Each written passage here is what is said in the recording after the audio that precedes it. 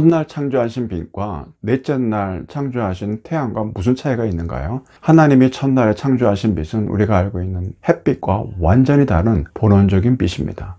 우리가 알고 있는 햇빛은 하나님께서 첫날에 창조하신 본원적 빛과 어떻게 다른지를 알게 되면 창세기의 비밀을 풀 수 있게 됩니다. 하나님이 첫째 날에 빛이 있으라 하시니 빛이 있었고 하나님이 보시기에 좋았더라.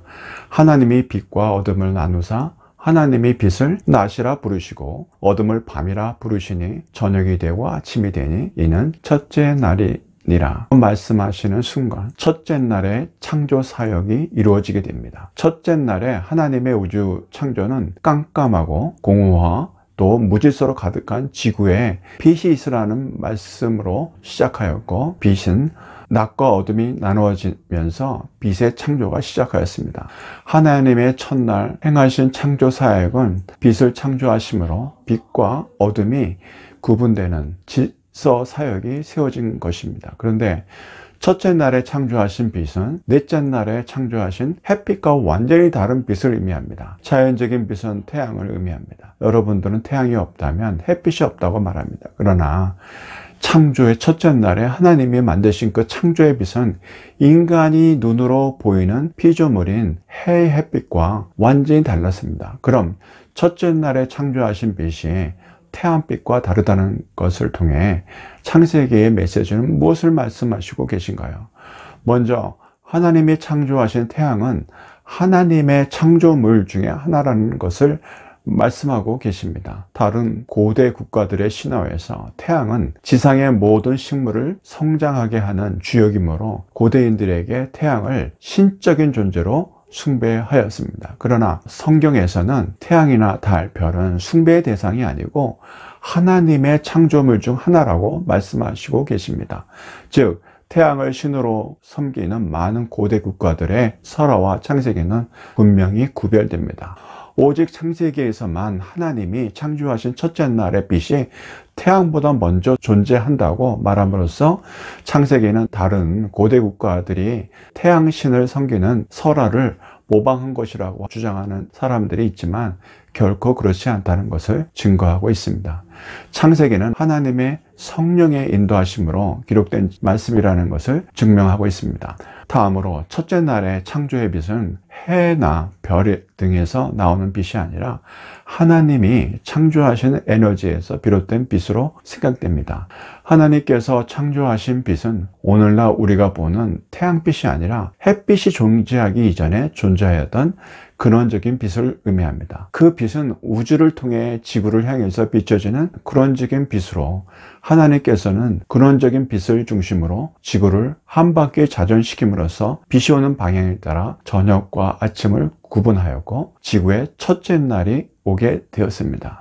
세 번째로 성경은 빛을 성자 하나님인 예수님으로 증거하고 있습니다. 예수님의 본성과 성품 안에 빛이 있었기 때문입니다. 사도 요한은 예수님 안에 생명이 있었으니 이 생명은 사람들의 빛이라 빛이 어두움에 비추되 어두움이 깨닫지 못하더라고 말씀하였습니다. 예수님은 나는 세상의 빛이니 나를 따르는 자는 어둠에 다니지 아니하고 생명의 빛을 얻으리라 라고 하시면서 나는 세상의 빛이라고 말씀하셨습니다.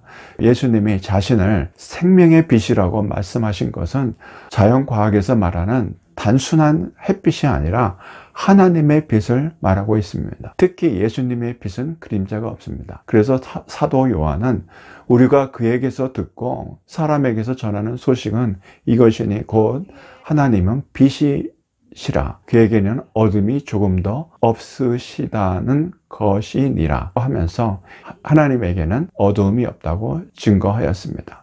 태양빛에서는 그림자가 있지만 하나님의 빛에는 그림자가 없는데 그 빛은 바로 예수님이십니다. 그래서 예수님은 나는 세상의 빛이니 나를 따르는 자는 어둠에 다니지 아니하고 생명의 빛을 얻으리라 라고 말씀하시면서 자신을 생명의 빛이라고 말씀하셨습니다.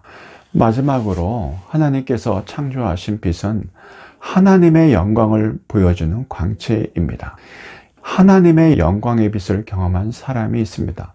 바로 변화산에서 예수님은 부활한 모세와 엘리야와 만나서 이야기할 때 빛나고 있었습니다. 예수님의 얼굴은 제자들 앞에 변양되어 그 얼굴이 해와 같이 빛나며 옷이 빛과 같이 휘어졌더라 하셨습니다.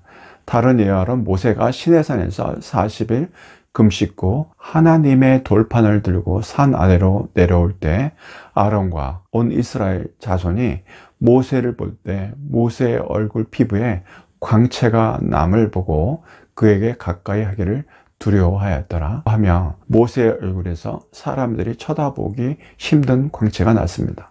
그래서 모세는 자신의 얼굴에서 나오는 광채를 가리고자 얼굴을 수건으로 가렸습니다.